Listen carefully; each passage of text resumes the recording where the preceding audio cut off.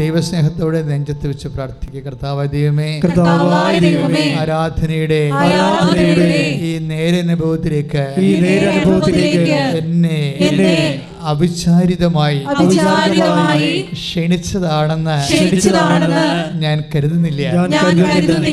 അങ്ങനെ മനഃപൂർവ്വം ഈ നിമിഷങ്ങളിലേക്ക് സ്വകാര്യ സ്നേഹത്തോടെ ക്ഷണിച്ചതാണെന്ന് ഞാൻ അംഗീകരിക്കുകയും ഏറ്റുപറയുകയും ചെയ്യുന്നു. അവിടുന്ന് എന്നോടും എന്റെ കുടുംബത്തോടും എന്റെ ജീവിതത്തോടും കാണിക്കുന്ന സ്നേഹത്തിന് ഞാൻ നന്ദി പറയുന്നു. കർത്താവേ, ഈ പ്രഭാതത്തിലെ പുതിയ തൈലത്താൽ എന്നെ അഭിഷേകം ചെയ്യണമേ. വിശ്വാസത്തെ അഭിഷേകം ചെയ്യണമേ. പുതിയ പ്രത്യാശയെ അഭിഷേകം ചെയ്യണമേ. പുതിയ ആരോഗ്യത്തെ അഭിഷേകം ചെയ്യണമേ. ശ്രദ്ധിക്കട്ടെ,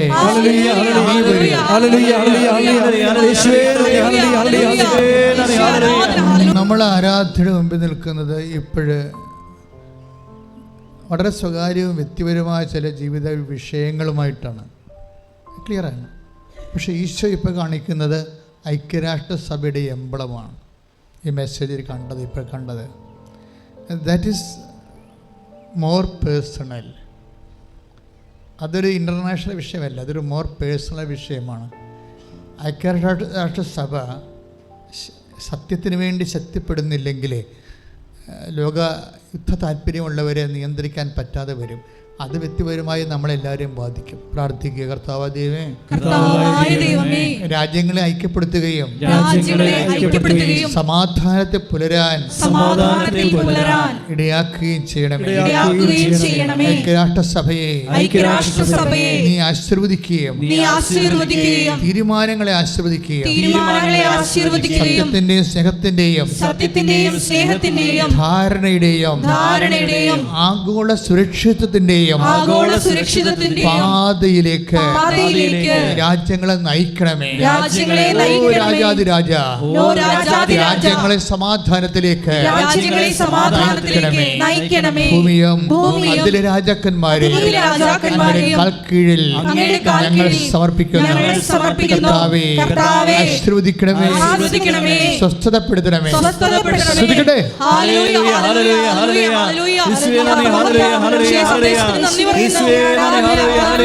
ഇത് ഉടമ്പടി ധ്യാനമാണ്. കണ്ണീരിൻ്റെ കാലത്ത് ഒത്തിരിയേറെ മക്കള് ദൈവമായിട്ട് ഉടമ്പടി ചെയ്തിരിക്കുകയാണ്. തങ്ങളുടെ തകർച്ചയിലെ തളർച്ചയിലെ ഒക്കെ താങ്ങണമേ എന്ന് കർത്താവിനോട് കണ്ണീരോടെ അമ്മയുടെ മധ്യസ്ഥത്തിൽ ഉടമ്പടി ചെയ്തിരിക്കുകയാണ്. അച്ഛനോട് ചേർന്ന് ഇപ്പോഴ് അമ്മയുടെ മധ്യസ്ഥത്തിൽ ആരാധ്യനായ ഈശോയോട് കൈ നെഞ്ചത്ത് വെച്ചുകൊണ്ട് പ്രാർത്ഥിക്കുക. കർത്താവേ, ഞങ്ങൾ ഉടമ്പടി ചെയ്യുന്ന വിഷയങ്ങൾ, ഉടമ്പടി ചെയ്തിട്ടുള്ള വിഷയങ്ങൾ, നീ അങ്ങയുടെ കാരുണ്യം ലഭിക്കേണ്ട മേഖലകൾ, രോഗസൗഖ്യത്തിന്റെ മേഖലകൾ, പഠന മുന്നേറ്റത്തിന്റെ മേഖലകൾ, ഒരു സ്ഥിരതയുടെ മേഖലകൾ, പാർപ്പിട സജ്ജീകരണങ്ങളുടെ മേഖലകൾ, പരീക്ഷാ വിജയത്തിന്റെ മേഖലകൾ, വ്യവഹാരങ്ങള്, അതിന്റെ വിജയങ്ങള്, നീതി നടത്തിപ്പ്, ജീവന ഉപാധികള്, ജീവിത മാർഗങ്ങള്, വ്യവസായ മാർഗങ്ങള്, വ്യാപാര മാർഗങ്ങള്, യാത്രകള്, എല്ലാത്തിന്റെ മേലും ആരാധ്യനെ അങ്ങയുടെ തിരുമുറിവാർന്ന വലതുകരത്താൽ ആശീർവദിക്കണം.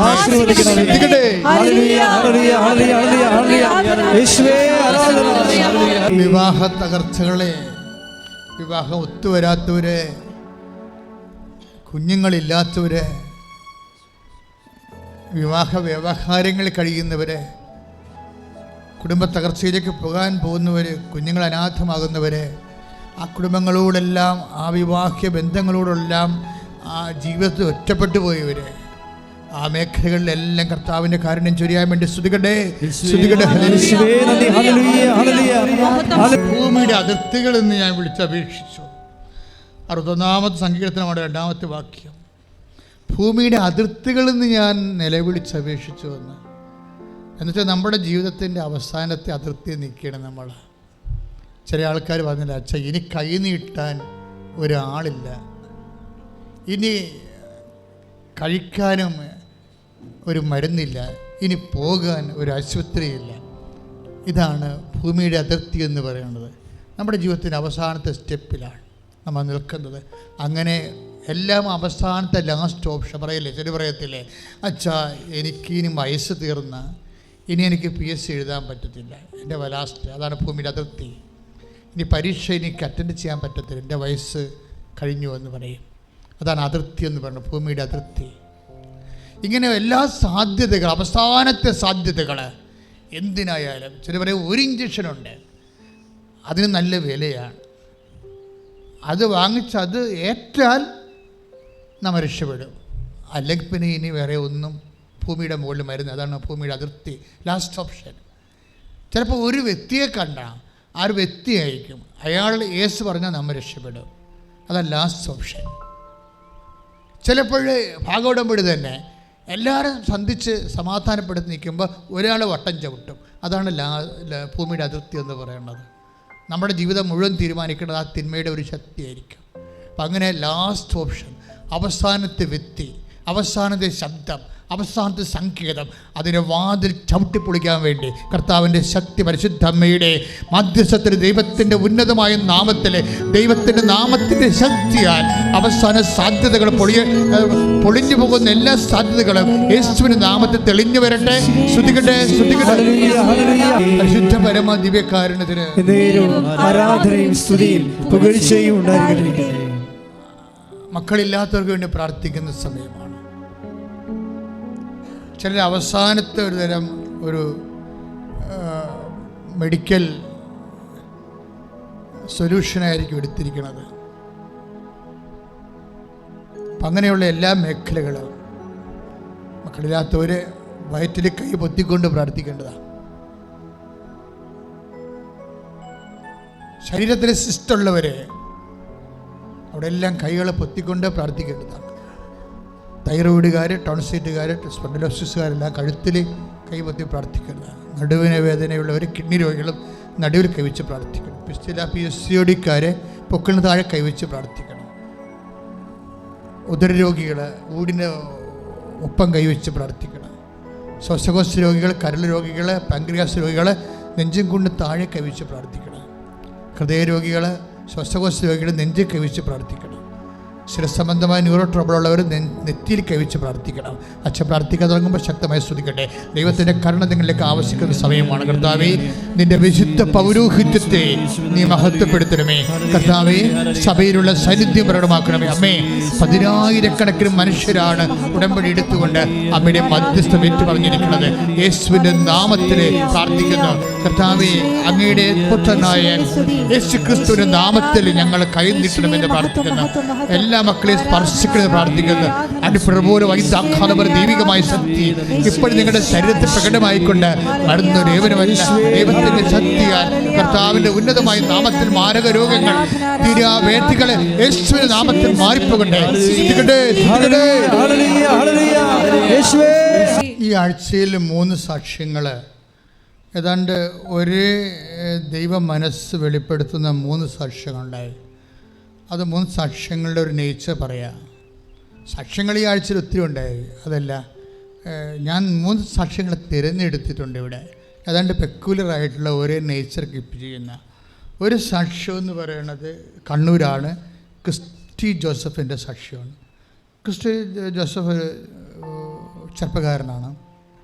ക്രിസ്റ്റി ജോസഫിൻ്റെ സാക്ഷ്യം അയാൾ പറയണത്, എനിക്ക് ദൈവം ഒരു അത്യാവശ്യമായിട്ട് തോന്നിയിട്ടില്ല. ആ സാക്ഷ്യമാണ് എന്നെ വളരെ സ്പർശിച്ചത്.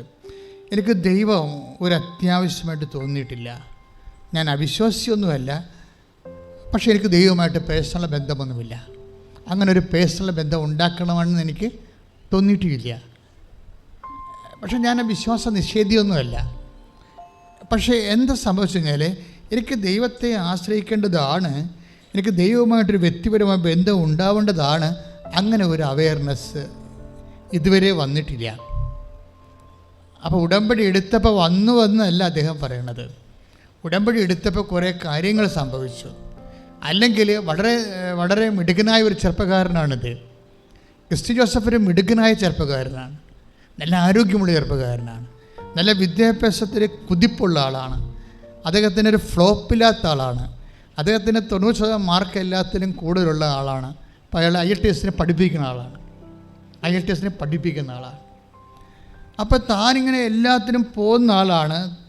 അയാൾ അത് കണ്ടൻ്റ് ആൻഡ് കോൺഫിഡൻ്റ് ആണ്. അതാണ് പ്രശ്നം. ദൈവത്തെ ഒരു ആവശ്യമില്ലാതെ തോന്നണത് മേ ബി എ ട്രാജഡി. നമ്മുടെ ഒരു ട്രാജഡി എന്ന് പറയണത് ദൈവത്തെ ഒരു ആവശ്യമില്ലാതെ തോന്നണത് തന്നെയാണ്. അതുതന്നെയാണ് ധനവാനെന്ന് പറയണത്. നമ്മൾ പറയുന്ന പണക്കാരനല്ല ധനവാൻ, ബൈബിളിലെ ധനവാൻ. ദൈവത്തെ ആവശ്യമില്ലാത്ത ഒരു അവസ്ഥ മാനസികമായി തോന്നുന്ന ആൾക്കാർ ധനവാന്മാരാണ്. അതിനാണ് പോയ് സ്പിരിറ്റ് മത്തായി ശ്ലീഹ പറയണത്, ആത്മന ദാരിദ്ര്യമുള്ളവർ ഭാഗ്യവാന്മാർ എന്ന് വെച്ചാൽ എനിക്കൊന്ന് വിരലും ഞൊടിക്കണമെങ്കിൽ പോലും എൻ്റെ കർത്താവ് എന്നെ കനിയണമെന്ന് ചിന്തിക്കുന്ന കുറേ മനുഷ്യരുണ്ട്. അവരാണ് ദൈവമാണ് ഏറ്റവും വലിയ സമ്പത്ത്. ആ സമ്പത്ത് എനിക്കില്ലെങ്കിൽ ഞാൻ ദരിദ്രനാണ് എന്ന് ചിന്തിക്കുന്ന വ്യക്തികൾ. അതാണ് ആധ്യാത്മികതയുടെ ആദ്യ സ്രോതസ് എന്ന് പറയുന്നത്. അതാണ് ഒരു വിശ്വാസത്തിൻ്റെ ഏറ്റവും വലിയ അനുഭവങ്ങളൊന്നാണ് rejoice and how's it sweet with the Lord. എന്ത് മധുരമുള്ളതാണ് കർത്താവെന്ന്. കർത്താവ് ബേസിക്കലായിട്ട് ദൈവത്തിൻ്റെ രുചി എന്താണ്? മധുരമാണ്. കവർപ്പല്ല, ചവർപ്പല്ല, കയ്പല്ല. The basic taste of Jesus is sweetness. The basic taste of Jesus is not bitterness. കയ്പല്ല, കവർപ്പല്ല, ചവർപ്പല്ല. ഇറ്റ് ഈസ് സ്വീറ്റ്നെസ്, മധുരമാണ്. ദാറ്റ് മീൻസ് ദൈവ പൈതലേ, നിൻ്റെ ജീവിതം ഇപ്പോഴും ഉറ്റവർ മരിച്ചു പോയ ഒരു അവസ്ഥയാകാം, അല്ലെ കടങ്ങൾ വന്നിട്ട് ജപ്തി നടപടി വന്ന അവസ്ഥയാകാം. ഇപ്പം നിനക്കത് കയ്പായിട്ട് തോന്നും. പക്ഷെ നിൻ്റെ കയ്പുകൾ മധുരത്തിലേക്കുള്ള ഒരു സാധ്യതയാണ്. ഈ കയ്പിനെ ബേസിക്കായിട്ട് അവസാനം വന്ന് നിൽക്കണ എവിടെയായിരിക്കും? മധുരത്തിലായിരിക്കും. കാര്യം ബേസിക്കായിട്ട് കർത്താവ് മധുരമാണ്. Taste and see how sweet is the Lord എന്ന് വെച്ചാൽ എത്ര മധുരമുള്ളതാണ് കർത്താവ് എന്ന് ചോദിക്കുമ്പോൾ നമ്മൾ ഏത് കവർപ്പായാലും ചവർപ്പായാലും കയ്പായാലും അതെല്ലാം ക്രമേണ അവസാനിക്കാൻ പോണത് മധുരത്തിലായിരിക്കും. അതായത് സങ്കീർത്തനം 34:8 കർത്താവ് എത്ര നല്ലവനാണെന്ന് രുചിച്ചറിയുവേൻ. ഇതിന് ചില ഇംഗ്ലീഷിൽ ആണ് ഞാൻ പറഞ്ഞത്. കർത്താവ് how sweet is the Lord, taste and see how sweet is the Lord. അതായത് കർത്താവ് എത്ര മധുരമുള്ളവനാണെന്ന് രുചിച്ചറിയുവേൻ. അതായത് നമ്മളെ കൃപാസനത്തിന് അൾത്തറയിൽ അങ്ങനെ ഒരു വ്യാഖ്യാനം വന്നാൽ, അതായത് നീ കവർപ്പോ ചവർപ്പോ കയ്പോ ഒക്കെയാണ് ഇപ്പോൾ നീ അനുഭവിക്കുന്നുണ്ടെങ്കിലും ഇതൊക്കെ കൺവേർട്ട് ചെയ്ത് ഒടുവിൽ വരാൻ പോകുന്നത് മധുരത്തിലേക്കാണ്. കാരണം ബേസിക്കായിട്ട് ദൈവം മധുരമാണ്. മനസ്സിലായില്ലേ? അത് ഉറ്റവരുടെ മരണമായാലും നിൻ്റെ ജപ്തി നടപടിയായാലും പരീക്ഷയുടെ തോൽവിയായാലും നിൻ്റെ ജോലി നഷ്ടമായാലും ജപ്തി നടപടിയായാലും കറങ്ങിത്തിരിഞ്ഞ് ഇത് തിരിച്ച് മധുരത്തിലേക്ക് വരാൻ സാധ്യതയെന്ന് പറയുന്നത് അമ്മയാണ് നിൻ്റെ ജീവിതം മധുരിപ്പിക്കാൻ വേണ്ടി മധ്യസ്ഥം വഹിക്കുന്നത്. കർത്താവ് തന്ന ഓൺലൈൻ വ്യാഖ്യാനമാണ്. എന്താണ്? ബേസിക്കായിട്ട് ദൈവം മധുരമുള്ളവനാണെന്ന് ഞാനും കേട്ടിട്ടില്ല. ഇപ്പോഴാണ് പരിശുദ്ധാത്മാവ് പറയുമ്പോഴാണ് ഞാൻ കേട്ടിരിക്കുന്നത്. എന്നിട്ട് ആത്മാവ് എന്താ പറഞ്ഞിരിക്കുന്നത്? നീ ഇപ്പോൾ കയ്പിലാണ് ജീവിക്കുന്നത് വിചാരിച്ചോ, അല്ലെങ്കിൽ നീ ചവർപ്പിലോ കവർപ്പിലോ ആണ് ജീവിച്ചിരിക്കുന്നത്. പക്ഷേ ഇത് ക്രമേണ വെയിറ്റ് ആൻഡ് സീ. നീ വെയിറ്റ് ചെയ്യാൻ പറഞ്ഞിരിക്കുകയാണ്. ബൈബിൾ എപ്പോഴും പറയുന്നൊരു വാക്കാണ് വെയിറ്റ് ആൻഡ് സീ. വെയിറ്റ് ചെയ്യാൻ പറയും. അതായത് നീ കാത്തിരിക്കാൻ പറയും. കാത്തിരിക്കുക എന്ന് വെച്ച് കഴിഞ്ഞാൽ വിശ്വാസത്തിൽ കാത്തിരിക്കുക, ദൈവസ്നേഹത്തിൽ കാത്തിരിക്കുക, പ്രത്യാശയിൽ കാത്തിരിക്കുക. 27 സങ്കീർത്തനം 14 തിരുവചനം വായിച്ചോളൂ. കർത്താവിൽ പ്രത്യാശ അർപ്പിക്കുവിൻ. ഏറ്റു പറഞ്ഞ കർത്താവിൽ പ്രത്യാശ അർപ്പിക്കുവിൻ. കർത്താവിൽ പ്രത്യാശ അർപ്പിക്കുവിൻ. ദുർബലരാകാതെ ധൈര്യം അവലംബിക്കുവിൻ. ദുർബലരാകാതെ ധൈര്യം അവലംബിക്കുവിൻ. കർത്താവിന് വേണ്ടി കാത്തിരിക്കുവിൻ. കർത്താവിന് വേണ്ടി കാത്തിരിക്കുവിൻ. Praise the Lord. അപ്പം കാത്തിരിക്കുക എന്ന് വെച്ചാൽ വിശ്വാസികളോട് ദൈവം പറയുന്ന ഒരു നടപടിക്രമമാണ്. വെയിറ്റ് ചെയ്യാൻ പറയും. കാര്യം കഴിഞ്ഞ ദിവസങ്ങളിൽ ഡോക്ടർ ബി സിംസൺ എന്ന് പറഞ്ഞൊരു ഡോക്ടർ സാക്ഷ്യം പറഞ്ഞു. കഴിഞ്ഞ ദിവസങ്ങളിൽ ഒരാഴ്ചയുള്ള പി സിംസൺ കളിക്കവിള പാറശാലപ്പുറത്താണ്, കന്യാകുമാരില്ല. അത് ഭയങ്കര രസത്തെ ഡോക്ടർ CSI ആണ്. ഡോക്ടറുടെ അമ്മ പണ്ട് അക്രൈസ്തവയായിരുന്നു, പിന്നീട് CSI ആയതാണ്. പക്ഷേ CSI ആയതാണെങ്കിലും ഡോക്ടറും ആ കമ്മ്യൂണിറ്റിയിലുള്ള ആളാണെങ്കിലും ഡോക്ടറിൻ്റെ സാക്ഷ്യങ്ങൾ പറയണ കേൾക്കാൻ നല്ല രസമാണ്. രസമല്ലേ അതായത് ഡോക്ടറിൻ്റെ പ്രോബ്ലം എന്ന് വെച്ച് കഴിഞ്ഞാൽ അങ്ങർക്ക് ഓൾ ഇന്ത്യ MD എൻട്രൻസ് എഴുതിയിരിക്കുക. ഓൾ ഇന്ത്യ MDയുടെ MBBS കഴിഞ്ഞു, MDക്കുള്ള മാസ്റ്റർ ഡിഗ്രിക്ക് വേണ്ടിയുള്ള എൻട്രൻസ് കഴിഞ്ഞു. അപ്പോൾ എൻട്രൻസ് കഴിഞ്ഞെങ്കിലും പുള്ളിക്കാരൻ ഭയങ്കര ഇൻ്റലിജൻ്റാണ്, നല്ല സ്കോർ ചെയ്യുന്ന ആളാണ്, നല്ല കോൺഫിഡൻസ് ഒക്കെ ഉള്ള ആളാണ്. അതിൻ്റെ പേരിൽ പേഴ്സണൽ കോൺഫിഡൻസ് ഉള്ള ആളാണ്. ദാറ്റ് മീൻസ് ഉടമ്പടി ഭാഷയിൽ പറഞ്ഞാൽ മെരിറ്റുള്ള ആളാണെന്നാണ്. ഉടമ്പടി എപ്പോഴും നോക്കുന്നത്, ഉടമ്പടിനെ ഈ നമ്മുടെ കപ്പാസിറ്റിയും നോൺ കപ്പാസിറ്റിയും അളക്കുന്നത് 2 വാക്കിലാണ്, മെറിറ്റ് ആൻഡ് ഗ്രേസിലാണ് പറയണത് എപ്പോഴും. That means basically he's a meritorious man. അപ്പോൾ അദ്ദേഹത്തിന് പക്ഷേ ഒരു കോളേജിൽ കിട്ടി, MD അഡ്മിഷൻ കിട്ടിക്കഴിഞ്ഞപ്പോഴത് പ്രൈവറ്റാണ്. പ്രൈവറ്റ് ആയപ്പോൾ ബന്ധുക്കളും സ്വന്തപ്പെട്ടവരൊക്കെ പറഞ്ഞു, പ്രൈവറ്റെങ്കിൽ പ്രൈവറ്റ്, കിട്ടിയതിന് പോകുന്നതല്ലേ ബുദ്ധി എന്ന് ചോദിക്കും. അപ്പോഴേ ഇവരുടെ ഈ ഡോക്ടറിൻ്റെ അമ്മ പറയും, നമ്മളെ അങ്ങനെയല്ല, നമ്മൾ ഉടമ്പടി എടുത്തതല്ലേ, അപ്പോൾ അമ്മ ഇതിനേക്കാൾ മെച്ചമായ കാര്യങ്ങൾ നമുക്ക് തരും. ആ സാക്ഷ്യത്തിൻ്റെ സഞ്ചാരം ഭയങ്കര രസമാണ് പോകണത് കേൾക്കാൻ. ഡോക്ടറിനെ സംബന്ധിച്ചിടത്തോളം ഡോക്ടറിനുണ്ട് ആഗ്രഹം. കാര്യം പ്രൈവറ്റ് എന്ന് പറയുമ്പോൾ മിക്കവാറും 1 കോടി 1.25 കോടി രൂപ വരും, ചിലവൊക്കെ വരും. അപ്പോൾ നല്ല ബാങ്ക് പലിശയൊക്കെ വരും ശരിക്കും. പക്ഷേ എങ്കിലും അത് മെയിൻറ്റെയിൻ ചെയ്യാതിരിക്കാൻ, മുന്നോട്ട് പോകണമെങ്കിൽ അത് ചെയ്യാതിരിക്കാൻ പറ്റത്തില്ലല്ലോ. 30-40 വയസ്സുള്ളപ്പോഴൊക്കെ കടമൊക്കെ തീരത്തുള്ളൂ ചിലപ്പോഴേ. പക്ഷേ എങ്കിലും ഹയർ സ്റ്റഡി ചെയ്യാതിരിക്കാൻ അവിടെ പിടിച്ചിരിപ്പില്ല MBBSകാർക്ക്. പക്ഷേ അമ്മ പറയും, നോ, നമ്മൾ ഉടമ്പടി എടുത്തതാണ്, അമ്മ മാതാവ് നമുക്ക് തരും, അമ്മ മാതാവ് ഇതിനൊക്കെ ബെറ്റർ ഓപ്ഷൻ തരും. അതാണൊരു വിശ്വാസം എന്ന് പറയണത്. കാത്തിരിക്കാൻ പറഞ്ഞില്ലേ, 27-ാം സങ്കീർത്തനത്തിൽ പറഞ്ഞില്ലേ, കാത്തിരിക്കുക എന്ന് വെച്ച് കഴിഞ്ഞാൽ ഒരു ക്വാളിറ്റേറ്റീവ് അപ്ഡേഷനാണത്. ഉടമ്പടി എടുക്കുമ്പോൾ വിശ്വാസത്തിൻ്റെ ഗുണനിലവാരമുള്ള ഒരു അപ്ഡേഷൻ സംഭവിക്കും. ചിലർക്കത് വല്ലാണ്ടങ്ങ് സംഭവിക്കും. ചിലർ ഇങ്ങനെ ഒരു മരക്കഴുത പോലെ എടുക്കണോ എടുക്കാത്തതൊക്കെ കണക്കാണെന്ന് പറഞ്ഞ് നടക്കും. പക്ഷെ ചിലർക്ക് ക്ലെയിമുണ്ട്, അവർക്ക് ക്ലെയിം വെച്ച് കളിക്കാനറിയാം. അവരമ്മ പറഞ്ഞു, നോ, നമ്മൾ പ്രൈവറ്റിൽ പോകേണ്ട കാര്യമല്ല, നമുക്ക് ക്ലെയിമുണ്ട്. നമ്മുടെ ക്ലെയിം എന്താ? ഉടമ്പടി എടുത്തിരിക്കണതാണ്. She's not a catholic, she's CSI, return from the Hindu community. പക്ഷേ അവരുടെ ഇൻവെസ്റ്റ്മെൻറ്റ് എന്താ, അവരുടെ നിക്ഷേപം എന്താ?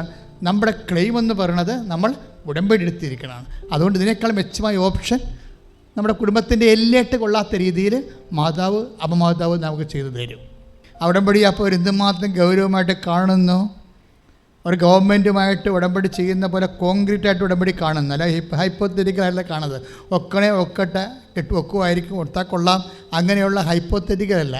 ഇത് ഒരു കോൺക്രീറ്റ്, ഒരു person to person bilateral agreement ആയിട്ട് കോൺക്രീറ്റായിട്ട് കാണുകയാണ്. എന്നിട്ട് ഇവർ പറഞ്ഞ് നമുക്ക് ആരാധന എന്ത് പറയണമെന്ന് കേൾക്കട്ടെന്ന് പറഞ്ഞ്, മനസ്സിലായില്ലേ? ഇന്നത്തെ ആരാധനയിൽ പരിശുദ്ധാത്മാവ് എന്താ പറയണത്? ആരാധനയെ അവർ കാണുന്നത് ഒരു പ്രോഗ്രാമായിട്ടല്ല, ദൈവം സംസാരിക്കുന്ന, അവരുടെ ജീവിതത്തോട് ദൈവം ഇൻട്രാക്ട് ചെയ്യുന്ന ഒരു പ്ലാറ്റ്ഫോമായിട്ടാണ് കാണുന്നത്. അല്ലെങ്കിൽ അത് തന്നെ ഈ കൃപാസനത്തിൻ്റെ ഇൻസ്റ്റിറ്റ്യൂട്ട് ചെയ്യുന്നതിൻ്റെ ഉദ്ദേശം എന്താ? ബൈബിളിൽ എന്തിനാണ് കൃപാസനം സ്ഥാപിക്കണത്? കൃപാസനത്തിൽ നിന്നുകൊണ്ട് ഞാൻ എൻ്റെ ജനതയോട് സംസാരിക്കുമെന്നാണ് പറഞ്ഞത് ദൈവം. നമ്മൾ 25 വായിക്കുമ്പോൾ കൃപാസനത്തിൽ നിന്നുകൊണ്ട് ഞാൻ എൻ്റെ ജനതയോട് സംസാരിക്കുമെന്ന്. അപ്പോൾ ആ ഒരു ബോധ്യത്തിൽ ആ ധ്യാനത്തിലാണ് വെയിറ്റ് എന്ന് പറയണത്. ആ ധ്യാനത്തിൽ അങ്ങനെ അറിയത്തില്ല, എനിക്കറിയത്തില്ല, എനിക്ക് കർത്താവ് തരണ അനുസരിച്ച് ഞാൻ പറഞ്ഞുകൊണ്ടിരിക്കും. അതിൻ്റെ തന്നെ വെയിറ്റ് എന്ന് പറയണത്, വെയിറ്റ്. അപ്പോൾ ഡോക്ടറിനോട് പറയും, വെയിറ്റ് എന്ന് ഈശോ പറഞ്ഞല്ലോ, അപ്പോൾ നമ്മൾ വെയിറ്റ് ചെയ്യും. നമ്മൾക്ക് പ്രൈവറ്റ് കോളേജിൽ നമ്മൾ പോകത്തില്ല, വെയിറ്റ് ചെയ്യുമെന്ന് പറയും. അപ്പോൾ ആരാധന എടുത്ത മെസ്സേജാണത്. അതാണ് ഈ വിഷയത്തെ എന്തുമാത്രം യാഥാർത്ഥ്യമായി പേഴ്സണൽ കമ്മ്യൂണിക്കേഷനായിട്ട് ആൾക്കാർ അങ്ങനെ പ്രവാചകനായി സ്വീകരിക്കുന്നവന് പ്രവാചകൻ്റെ പ്രതിഫലം, നീതിമാനെ സ്വീകരിക്കുന്നവന് നീതിമാൻ്റെ പ്രതിഫലം എന്ന വചനത്തിലില്ലേ? അതായത് എന്താ പ്രശ്നം വെച്ച് കഴിഞ്ഞാൽ, ഇതുപോലെ നമ്മൾ ഇപ്പോൾ ദിവ്യകുർബാനയിൽ ഈശോ ജീവനോട് എഴുന്നള്ളിയിരിക്കുന്നു, അല്ലെങ്കിൽ തിരുവോസ്തി ഇരിക്കണം എന്നൊക്കെ പറഞ്ഞാൽ വിഷയമാണ്. പക്ഷേ ഈശോ ജീവനോടെ ദിവ്യകൃപ എഴുന്നള്ളിയിരിക്കുന്നുവെന്ന് വിശ്വസിക്കുന്നവരാണ് ഇവിടുന്ന് ഈശോനെ കൊണ്ട് പോണത്. അല്ലാതെ തിരുവോസ്തു രൂപനാണ് ആനകൂന എന്നൊക്കെ പറഞ്ഞ് ഈ ബോധമില്ലാത്തമാർ പാടത്തില്ലേ, അതൊന്നും അങ്ങനെയുള്ള പാട്ടുകാരൊന്നും കൊണ്ടുപോകത്തില്ല. അവർക്കറിയാം this is Jesus, that is load എന്ന് പറഞ്ഞാൽ പോലും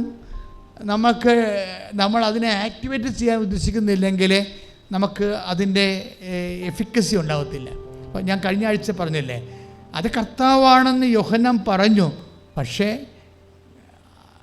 കർത്താവിൻ്റെ സഭയെ നോക്കിപ്പാർക്കാനുള്ള അധികാരാവകാശങ്ങൾ കിട്ടിയത് പറഞ്ഞ ആൾക്കല്ലല്ലോ, ചെയ്ത ആൾക്കല്ലേ. അത് കേട്ട് വെള്ളത്തിലേക്ക് ചാടിയ പത്രോസിനല്ലേ. ഇതുപോലെ ഒരു വിഷയം ഇതിനകത്തുണ്ട്. നമുക്ക് കാര്യങ്ങളൊക്കെ അറിയാം എന്ന് പറഞ്ഞതുകൊണ്ട് അറിഞ്ഞുകൊണ്ട് വീട്ടിലിരിക്കുകയുള്ളൂ. വീട്ടിലിരുത്തുകാരെക്കുറിച്ചും കഴിഞ്ഞ ആഴ്ച പറഞ്ഞായിരുന്നു അല്ലേ. ലാസറിൻ്റെ പെങ്ങളെ മറിയം വീട്ടിൽ തന്നെ ഇരുന്ന് മാർത്തായോട് ഈശോ പുനരുദ്ധാനത്തിൻ്റെ രഹസ്യങ്ങൾ പറഞ്ഞു. അത് വീട്ടിൽ നിന്ന് ഇറങ്ങിയിട്ടാണ്. അതായത് ചൊല്ലണവർക്കല്ല, ചെയ്യുന്നവർക്കാണ് ഉടമ്പടിയുടെ സാകല്യം ലഭിക്കുന്നത്. ഡോക്ടറും അമ്മയും വെയിറ്റ് ചെയ്യാൻ എന്താണ് ഇതിനേക്കാൾ ബെറ്റർ ആയിട്ടുള്ള ഓപ്ഷൻ ഗവൺമെൻറ് സീറ്റിൽ വരും. അപ്പോൾ അവർക്ക് കുറച്ചുകൂടി അഫോർഡബിൾ ആകും. പണച്ചുരുക്കം, കുറച്ച് ചിലവ് കുറഞ്ഞ് അവർക്കത് ചെയ്യാൻ പറ്റും. അതുകൊണ്ട് അവർ വെയിറ്റ് ചെയ്യാൻ. അപ്പോൾ വെയിറ്റ് ചെയ്യുക എന്ന് വെച്ച് കഴിഞ്ഞാൽ മറ്റുള്ളവരൊക്കെ അഡ്മിഷൻ മേടിച്ച് കയറി പോകുമ്പോഴേ വെയിറ്റ് ചെയ്യണത് ഒരു റിസ്ക്കാണ് ശരിക്ക്. അതാണ് വിശ്വാസത്തിൽ എടുക്കുന്ന റിസ്ക്കാണത് അവരെടുക്കുന്നത്. പക്ഷേ റിസ്ക് അധികം സമയം എടുക്കേണ്ടി വന്നില്ല. ഒരിക്കലുമില്ലാത്ത രീതിയിൽ മാതാവ് ഒരു പുതിയ വാതിൽ തുറന്നു കൊടുക്കും. ബൈബിളിൽ പറയത്തില്ലേ, ഞാനൊരു പുതിയ കാര്യം ചെയ്യുമെന്ന് പറയത്തില്ലേ. ഐസയ്യാ 43:19, ഇതാ ഞാൻ പുതിയ ഒരു കാര്യം ചെയ്യുന്നു. പറഞ്ഞേ, ഇതാ ഞാൻ പുതിയ ഒരു കാര്യം ചെയ്യുന്നു, അത് മുളയെടുക്കുന്നത് നിങ്ങൾ അറിയുന്നില്ലേ. ഞാൻ വിജന പ്രദേശത്ത് ഒരു പാതയും മരുഭൂമിയിൽ നദികളും ഉണ്ടാക്കും. വാഗ്ദാനമാണത്, പ്രോമിസാണ്, ഉടമ്പടിയുടെ ഭാഗമാണ്.